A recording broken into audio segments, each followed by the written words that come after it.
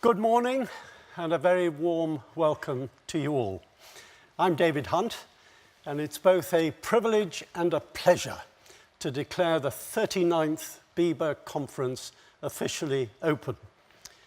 The theme of this year's conference is connections. And on that theme, I hope there's no connection at all between Fiona introducing the Antiques Roadshow on television and introducing me here today. Joking aside, I'm delighted to be back here in Manchester and also to see so many of you here at our flagship event. This is, as Fiona's mentioned, our 40th anniversary, some might say our Ruby anniversary, since we were formed in 1977. The first BIBA conference took place a year later in 1978, and it was attended by just 50 people. Oh my, how we have grown. In fact, our roots as an organization go all the way back to 1906, where our ancestral line shows the Association of Insurance Brokers and Agents, then the National Insurance Brokers Association in 1948. In 1953, the Association of Insurance Brokers, and in 1966, the Federation of Insurance Brokers. BIBA in its present form came into being at the time of the so-called Lib-Lab Pact, which I remember at the time was rather rudely referred to as a coalition of chaos. What a contrast with the strong and stable leadership we are enjoying today from Steve and Graham. Together, they run a well-established and well-respected and tightly knit team, and we could not be in safer hands. Change in our lives seems to accelerate, doesn't it, with every technological innovation, every twist and turn in our political life, and of course with the unpredictable waxing and waning of our economic situation. So gazing into the crystal ball and contemplating life in another 40 years, how will BIBA look? How will the life of a broker be? And in what kind of shape will the industry be? The only ones in this room who can be confident of finding that out for themselves are the young brokers. And I'm so very pleased we're having our Young Broker Day again this year. What I, as your chairman, Steve, Graham, and the BIBA main board will do is to ensure by means of the BIBA manifesto, which is completely reset every year, that we move nimbly with the times and the shifting sands of public discourse, to ensure that we always cover your interests and those of your customers, to underpin the success of the UK broking market for many decades to come.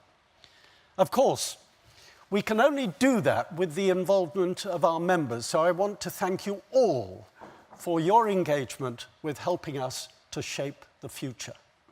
Now, one such person was Francis Perkins, the first chairman of BIBA, who I remember at the request of the Department for Trade and Industry successfully merged the Corporation of Insurance Brokers, the Lloyd's Insurance Brokers Association, the Association of Insurance Brokers, and the Federation of Insurance Brokers into one single body, ready and able to speak with one united voice. Now, every year, we present an award in the name of Francis Perkins to recognize a member of the British Insurance Brokers Association who has given his or her time and energy in the interests of the association. And this year, it is my great pleasure to make this prestigious award to someone whose service on the BIBA Motor Committee began on 27th April 2005, including a notable stint as its chairman.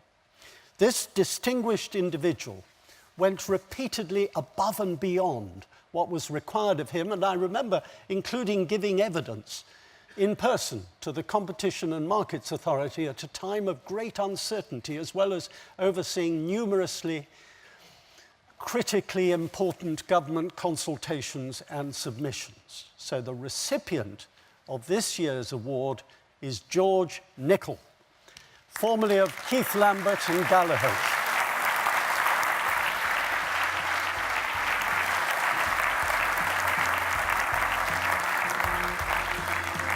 Congratulations. Now we've got to look at the camera. Okay. Are you all right, Gus? Okay.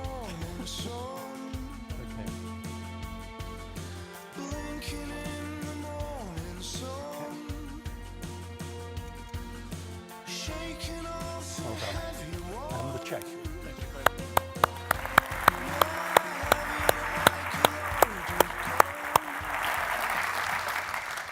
Thank you, George.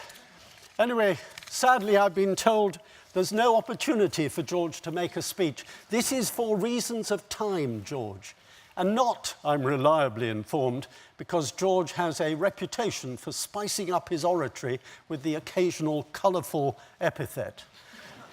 Anyway, thank you, and well done, George.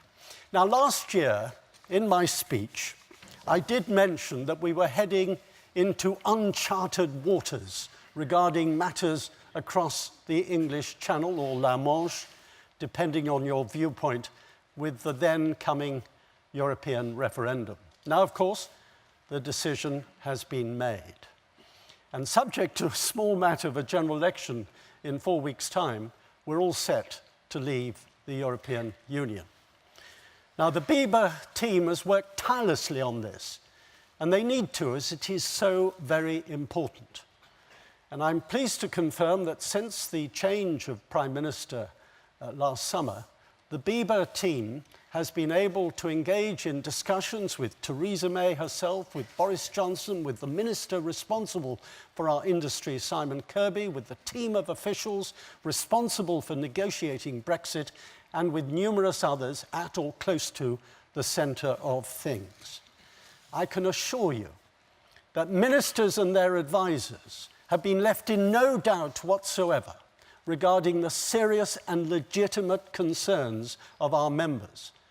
They are also fully briefed on our wish to achieve mutual market access via the bold new free trade agreement that the Prime Minister seeks and which our industry so urgently needs. And this brings me back to the theme of connections. Of course, Brexit can and will open up new opportunities for the United Kingdom. And an industry as fleet of foot as ours should be at the forefront of taking full advantage of those new opportunities. We must also do everything we can to maintain the markets we already have. So this will be all about connections. Business connections, political connections, personal connections, connections of trust and mutual interest. So, let us all maintain the crucial connections we have already, whilst using all our resolution, creativity, and energy to forge vital new connections. I cannot over-exaggerate the crucial importance of the insurance industry working closely together on this. And it's good to see our friends from the ABI, LIBA, and BPA all here as we speak together with one voice. United, we must stand. Now, one other area where we have been working closely with the ABI, making the best use of our connections and increasingly speaking with a single united voice, was on the Code of Good Practice regarding support for potentially vulnerable motor and household customers at renewal. And what a response it's had. Nearly 3,000 brokers have taken the Broker Assessed Training Unit, and 86% of members responding to our survey have either adopted the Biber ABI code or instigated their own bespoke version of it. Now, I was very pleased to discuss this with the new FCA Chief Executive, Andrew Bailey, when he joined your Biber main board for lunch, a working lunch last week. Together, we were able to work through the new FCA business plan, mission document, and sector view. We on the Biber side made sure, very sure, that he was aware of all the matters that you would want us to raise with a regulator. The cost of regulation, the burden of regulation, the FSCS review, the senior managers regime, and so on and on and on. Well, I know you all like a good Shakespeare quotation, and even if you don't, you still get them. So, as is tradition, I shall hand over to Steve with a quote from the Bard of Avon, this time from Othello. "We know what we are, but know not what we may be." So enough of me and what we are. Steve will now tell you how Biber is helping to fashion what we may be. Thank you for your time.